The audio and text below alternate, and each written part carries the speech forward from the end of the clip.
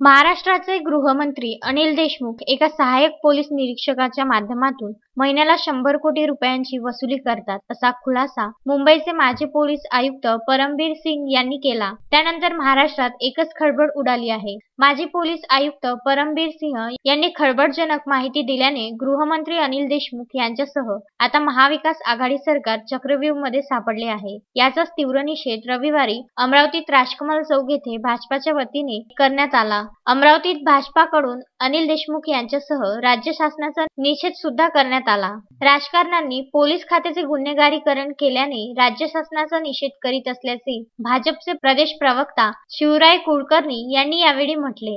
महाराष्ट्रातल्या महावसुली आघाडी सरकारचं अत्यंत भ्रष्ट, केविलवाणं, लाजिरवाणं रूप समोर आलेलं आहे। या राज्याचा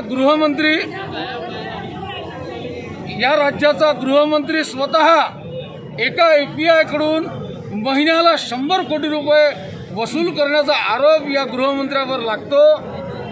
या सरकारने जर सगळ्यात दुर्दैवी काम जर कोणतं केलं असेल, महाराष्ट्राला लाज आणणारं काम जर कोणतं केलं असेल, तर राजकारणाचं आणि पोलीस विभागाचं गुन्हेगारीकरण या राज्य सरकारने केलेलं आहे। या सरकारमधले पोलीस बॉम्ब ठेवतात, या सरकारमधले पोलीस खंडणी वसूल करतात, या सरकारमधले पोलीस लोकांना धमकवतात, या सरकारमधले पोलीस लोकांना आत्महत्या करण्याला प्रवृत्त करतात। या सरकारचा आम्ही निषेध करतो।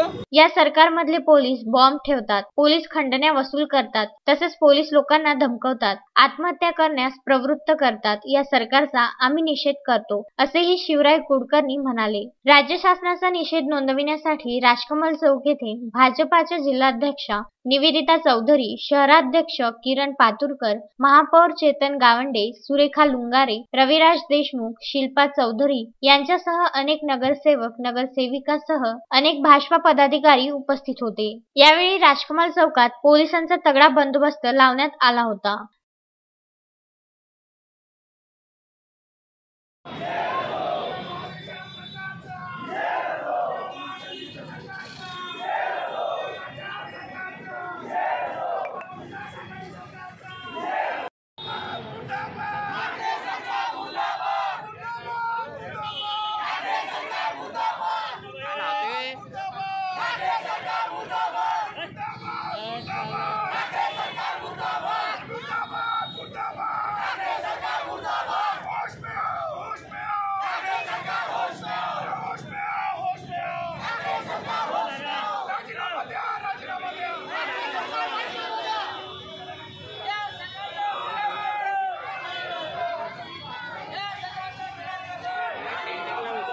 आज राज्यभर भारतीय जनता पक्षातर्फे जो काल गृहमंत्र्यांचा 100 कोटीचा दर महिन्याचा वसुली हप्त्याचा घोटाळा उघडकीस आला आणि हे राज्य भ्रष्ट कसं आहे, कसं चालू आहे, हे जे उघडकीस आलं त्याचा आज भारतीय जनता पार्टी निषेध करते।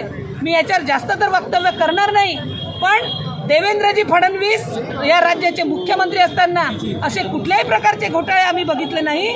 पण तुम्हाला आठवत असेल की राम मंदिरासाठी जेव्हा आम्ही सर्वदूर जनतेचा समर्पण निधी जमा करायला जात होतो, तेव्हा याच सरकारने आमच्यावर जे विविध आरोप केले आणि एवढंच नाही तर भारतीय जनता पक्ष या दृष्टीने वाढेल का म्हणून लॉकडाऊन जाहीर कर, जमावबंदी कर, वाटेल तेवढे प्रयोग केले की राम आमच्या घराघरापर्यंत पोहोचला नाही पाहिजे। पण काही असो, रामच आमच्या पाठीशी नाही की एवढा मोठा घोटाळा 100 कोटी कशाला म्हणतात, हे भ्रष्ट सरकारचा घोटाळा उघडकीस आलाय आणि हा तर एकच आला, आता अजून समोर पाहायचं आहे। आणि म्हणून थोडंसं तरी आत्मचिंतन करून उद्धव ठाकरे सरकारने राजीनामा दिला पाहिजे, ते या निमित्ताने मी तुम्हाला मागते।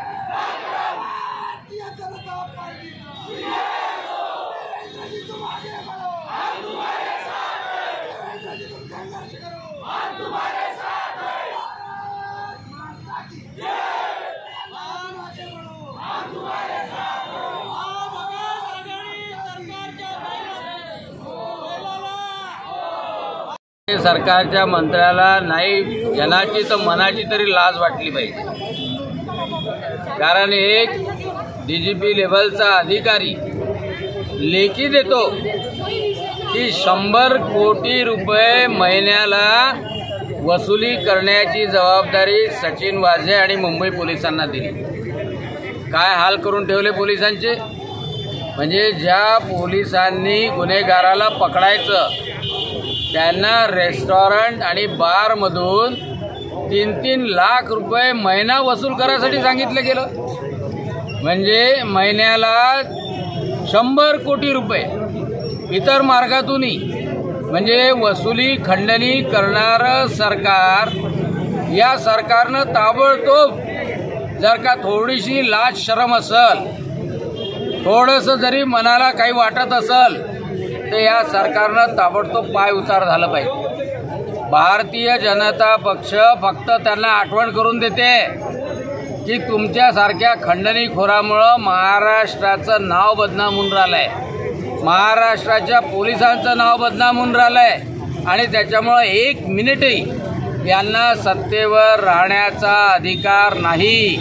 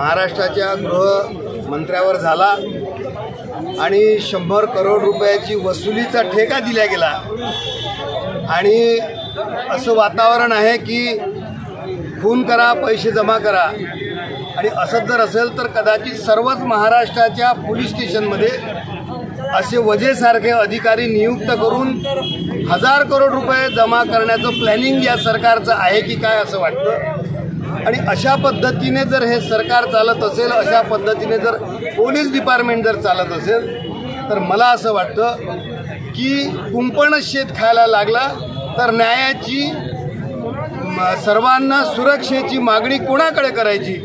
आणि म्हणून तातडीने या सरकारनी जाणं या राज्याच्या हितासाठी आहे, राज्याच्या जनतेच्या हितासाठी आहे आणि त्याचबरोबरीने या राज्याच्या अस्मितेसाठी हे आवश्यक आहे। आणि म्हणून केवळ गृहमंत्र्याचा राजीनामा देऊन चालणार नाही, तर संपूर्ण मंत्रिमंडळाने राजीनामा देणं आवश्यक आहे। हे केलं नाही तर महाराष्ट्राची जनता या सरकारला माफ करणार नाही।